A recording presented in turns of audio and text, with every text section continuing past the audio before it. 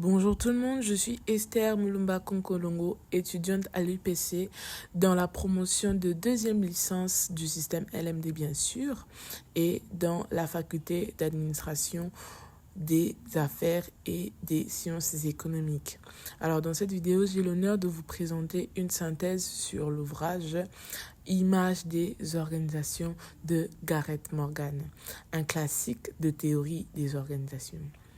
Morgan nous invite à voir les organisations à travers différentes métaphores. Selon lui, chaque métaphore nous aide à comprendre certains aspects de l'organisation tout en cachant d'autres. Il en identifie 8 principales que nous allons explorer ensemble. Premièrement, l'organisation comme machine. Cette vision vient des théories classiques comme le taylorisme. L'organisation y est vue comme un système mécanique structuré, prévisible. Tout y est hiérarchisé et standardisé. Cela fonctionne bien pour des tâches répétitives, mais ce modèle reste rigide et peu humain. Deuxièmement, l'organisation comme organisme. Ici, par contre, l'organisation est comparée à un être vivant qui s'adapte à son environnement. Elle évolue en fonction des besoins, des ressources, du contexte.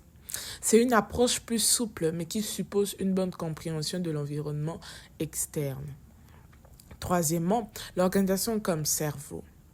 Ici, l'accent est mis sur la capacité de l'organisation à apprendre à traiter l'information et à s'auto-organiser. Ce modèle valorise la décentralisation, l'intelligence collective et l'innovation.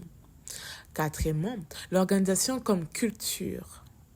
Ici, chaque organisation possède sa propre culture, des valeurs, des rituels, des symboles partagés. Cette culture influence les comportements, la communication et la cohésion des membres. Elle peut être une force mais aussi un frein au changement. Cinquièmement, l'organisation comme synthèse politique. Ici, l'organisation est vue comme un lieu de pouvoir, des conflits et de négociations. Et il existe des jeux d'influence, des intérêts divergents. Comprendre les dynamiques politiques internes permet de mieux gérer les tensions. Sixièmement, l'organisation comme prison psychique. Nous devons savoir que parfois, les individus sont prisonniers de leurs propres schémas mentaux ou des normes organisationnelles. Ils reproduisent les mêmes comportements sans les remettre en question. Cette métaphore invite à prendre du recul et à libérer la pensée.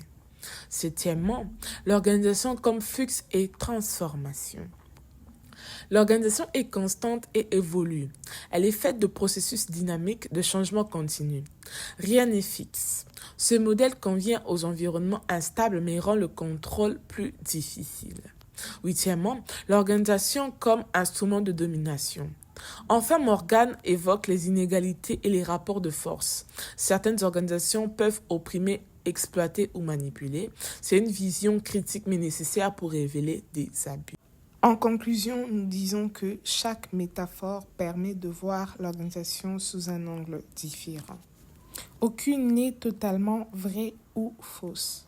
Et pour comprendre une organisation dans toute sa complexité, il faut savoir combiner ces images et adopter une pensée ouverte et critique. Merci beaucoup et merci pour votre attention.